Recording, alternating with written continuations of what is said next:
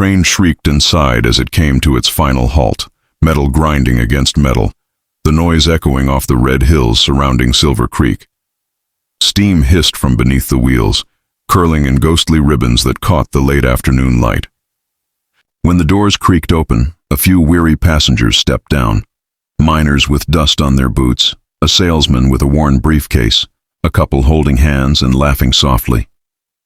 Then came a young woman, clutching a bundled infant close to her chest, her movements hesitant, her face pale from the long journey. Her shoes were scuffed from miles of walking before she even boarded the train. Her dress, once light blue, was now dulled and creased, the hem darkened with travel dust. But what caught the eye most were her hands, one gripping her trunk, handle, the other cradling her baby as if the world might snatch him away. She looked up at the station clock, 4 o'clock sharp. He had said he'd be here by 4. The platform was busy with motion. Men called to one another as they unloaded crates. Children darted between travelers, giggling. The sun dipped low, spilling gold across the rails. Her heart beat fast, half with hope, half with fear. She shifted from one foot to the other, scanning every face. No one looked back. The baby stirred against her, and she rocked gently, murmuring, "Shh, it's all right, my sweet boy. He'll come." But an unease began to creep in, slow and cold, as the crowd around her thinned. 5 o'clock. A little wind blew through the station, picking up dust and bits of straw. The telegraph man shut his window. The laughter of the family who'd reunited drifted away down the road. She was the only one left standing on the wooden planks, the baby's soft whimpers breaking the silence. She tried to tell herself there must have been a delay. Perhaps he'd had trouble with his wagon. Perhaps he'd gone to fetch her a place to stay. But each time she glanced at the road leading into town, it stretched empty and quiet, as if mocking her hope. A portly man in a brown vest, clearly the station master, noticed her lingering. He approached, wiping sweat from his forehead with a handkerchief. "Evening, miss. Train come and gone, and you're still here. Need some help with your luggage?" I was supposed to be met here." Her voice cracked on the last word. "He said he'd be here at 4. The man looked at the baby, at her trembling hands, and the weariness in her eyes. And who might he be? Her mouth opened, then closed again. The man's name caught in her throat. "Just a friend," she whispered. "From his letters." The station master's face softened, the way a person's does when they see a story written between the lines. "Well, maybe he's just running late. You got someone in town you can stay with?" She shook her head. He sighed, shifting awkwardly. "Inn's up yonder, but they don't take kindly to strangers without coin. You, got any family out this way?" "No," she said, her voice barely a breath. "No family anywhere now." He frowned. "I'm real sorry to hear that, miss." Then, after a pause, "You best not stay too long on this platform after dark. Nights get cold quick, and it ain't no place for a lady and her babe." She nodded mutely, not trusting herself to speak. The man lingered a moment longer. Then, seeing there was nothing he could do, tipped his hat and walked off, leaving her in the lengthening shadow of the station roof. The sound of his footsteps faded, and with it, so did her resolve. Her knees trembled as she sank down on the edge of her trunk, clutching her baby tighter. He began to fuss, little fists pushing against the blanket. She tried to hush him, though her own tears blurred her vision. "Hush now," she whispered. "Mama's here. Mama's still here." The wind picked up again, carrying the lonely whistle of the departing train echoing far down the tracks. Each note of that sound seemed to press against her ribs, hollowing her out a little more. What had she done? She'd believed a man who promised her marriage, who wrote of land and a gentle life out west. He'd said he'd take her and her unborn child in, that names and mistakes didn't matter, that she'd be safe. Safe. The word burned now. The baby began to cry again, his tiny voice slicing through the emptiness. She rocked him in her arms, whispering nonsense, tears falling freely down her cheeks. "It's all right, little one. We'll find a way. We always do." But even as she said it, she didn't believe it. Her money was gone, spent on the ticket that brought her here. She had nowhere to sleep, nothing to eat, and no one to turn to. The last light of the sun burned, orange along the horizon, painting her in gold as if heaven itself tried to remember her name. She looked down at her baby and let out a broken sigh. "We'll start again," she said softly. "We'll have to." That was when she heard it. Boots, steady and slow, walking along the platform. Her head turned sharply. A man was coming from the far end of the station. He was tall and broad, his shadow long in the fading light. A wide-brimmed hat shaded his face, his clothes dusty from the trail, his stride unhurried. He didn't glance around like a man searching for someone, just walked as if the world had called him here for a reason. When he stopped a few feet away, she could see his face, tanned, rough-edged, unreadable. His eyes were a deep brown, steady but not unkind. A few days' stubble lined his jaw, and a thin scar cut across one cheek. "You waitin' on someone?" "Ma'am." His voice was low, deep, and calm, like thunder too far off to be frightening. She swallowed hard, hugging her baby closer. "I was," she whispered. "But he didn't come." The cowboy studied her for a long moment. The wind ruffled his coat. His eyes drifted to the baby, then back to her face. "You got somewhere to go?" She shook her head slowly. "No, sir." He tilted his head slightly, considering her. Town's about a mile off. Inn's full this time of year. Only place left might be the church, but... He looked at the baby again. "You'd freeze by morning." She tried to smile, though it trembled. "I'll manage." He said nothing for a long while. The silence between them filled with the whisper of the prairie wind, the faint cry of a night bird.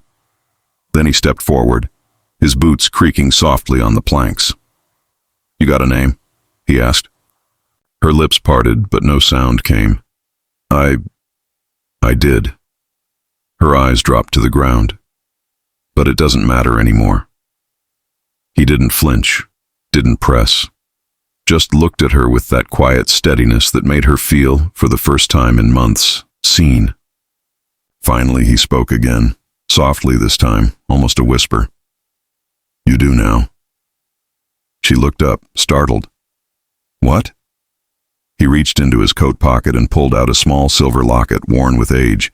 He held it out to her. "Take it," he said simply. "You and that little one come with me. I've got a wagon and a roof that don't leak. It ain't much, but it's better than this." Her hands trembled as she took the locket, its metal cool against her skin. "I don't even know who you are." He gave a small shrug. "Name's Elijah Kane. Folks call me Eli." Then, after a pause, "And you don't need to know more than this. I don't leave people behind."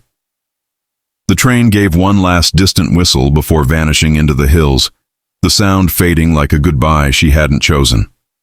The baby stirred in her arms, his tiny face scrunching as he drifted back to sleep. She rose slowly, uncertainly, the locket gleaming in her palm.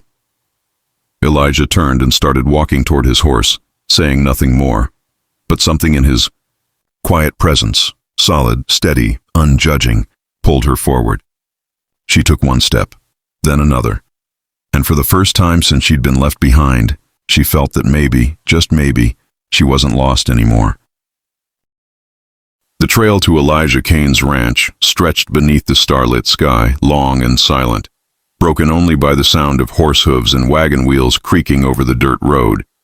The night air was sharp, scented with sagebrush and pine, and the horizon glowed faintly silver from the rising moon. The woman sat in the wagon, the baby tucked against her chest beneath Elijah's heavy coat. Every so often the child made a soft sound, a sigh, a whimper, but soon settled again into the rhythm of her heartbeat.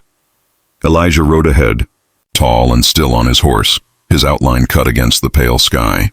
He didn't speak, didn't glance back often, but every time he did, his eyes softened slightly, as if to make sure she was still there, still safe. His silence wasn't cold. It was steady, almost protective, the kind that asked for nothing and promised more than words ever could. For a long time, The only sound between them was the low creak of the wagon and the faint chirp of crickets in the brush. Finally, she broke the quiet. "Why'd you stop for me?" Her voice was hesitant, carried on a shiver of wind. He didn't turn around. "Because I've been left waiting before, too." The words hung there, quiet and heavy. She looked down at her sleeping baby, her fingers brushing over his cheek. "And did someone come for you?" He was silent for a moment before answering. "No, nobody did, so I learned to come for others instead." She didn't know what to say to that, so she said nothing. The wheels rolled on, the horses' hooves kicking small clouds of dust that glittered faintly in the moonlight.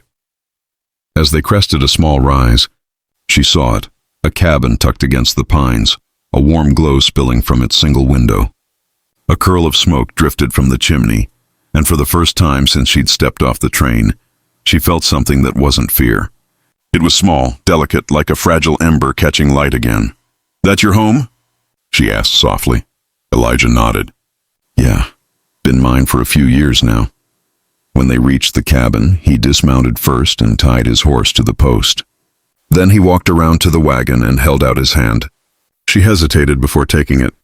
His hand was large and calloused, the kind that had known work and hardship, but the grip was gentle as he helped her down. Inside, the cabin smelled of smoke and pine, with a lingering trace of coffee. The fire in the hearth glowed low, painting the wooden walls in amber light. A sturdy table stood in the center, flanked by mismatched chairs. There was a cot in the corner, a rifle propped near the door, and shelves lined with canned goods and tools. It was simple, rough around the edges, but it felt safe. "Sit," he said quietly, nodding toward the chair nearest the fire. She did, settling slowly, her baby still wrapped in his coat. The warmth from the flames touched her cheeks, easing the chill that had crept into her bones. Elijah moved around the room with practiced ease, striking a match to light another lamp. Then he filled a tin cup from a pot on the stove and handed it to her. "It's milk," he said. "Still warm." She took it, her fingers brushing his as she whispered, "Thank you." He leaned against the wall, arms crossed, studying her quietly as she sipped. The light flickered across his face, catching the scar that ran along his cheek, the faint exhaustion in his eyes. "You from back east?" he asked after a while. She nodded. "Yes, a small town in Missouri." "Long ride?" "Too long," she said softly, staring into the fire. He didn't pry, though curiosity flickered in his gaze. Instead, he nodded toward the baby. "You got a name?" Her lips curved faintly. "Samuel. After my brother. He didn't make it through last winter." Elijah's jaw tightened slightly. "Good name. Strong name." She nodded, staring down at the tiny sleeping face. "He deserves a good start," she murmured. "Better than I had." Elijah didn't reply. He just reached into a cupboard and pulled out a folded blanket, laying it over the back of her chair. "You can stay here tonight. I'll sleep out in the barn. There's plenty of room." Her eyes widened. "No, you don't have to." He lifted a hand, cutting her off gently. "You've had a long journey. Rest while you can. You're safe here." Safe. The word hit her like a weight. She hadn't felt that in months, maybe years. She wanted to believe it, but safety had always been a promise that came before the fall. Still, something in his tone, in his quiet steadiness, made her think he meant it. After a long silence, she said softly, "My name was Clara." "Was?" She nodded, looking into the fire. "I left it behind. It belonged to the woman I used to be, the one who trusted the wrong man."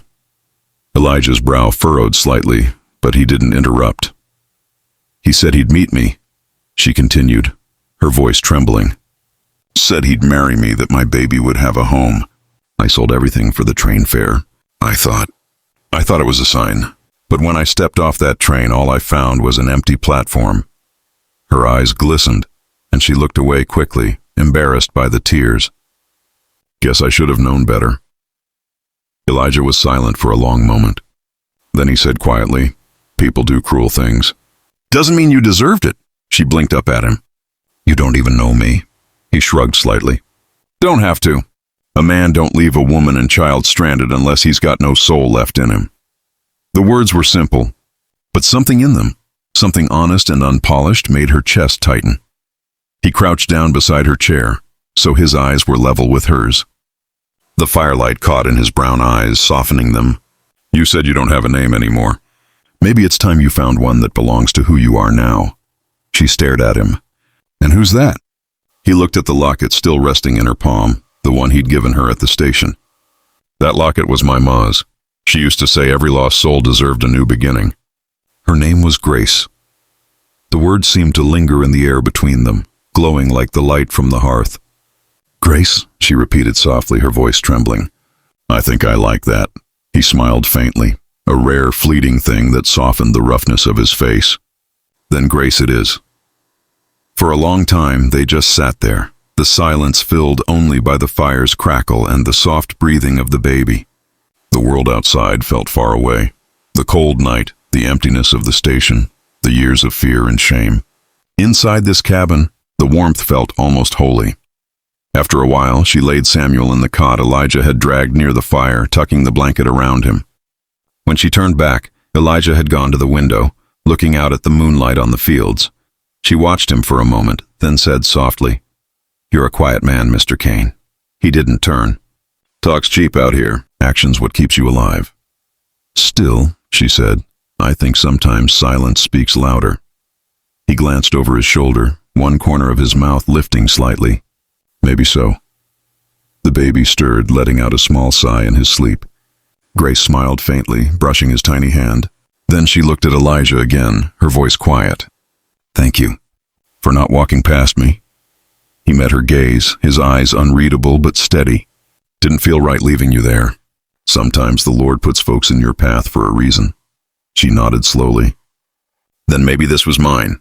He gave a small nod, tipping his hat. "Get some rest, Grace. I'll keep the lamp lit a while."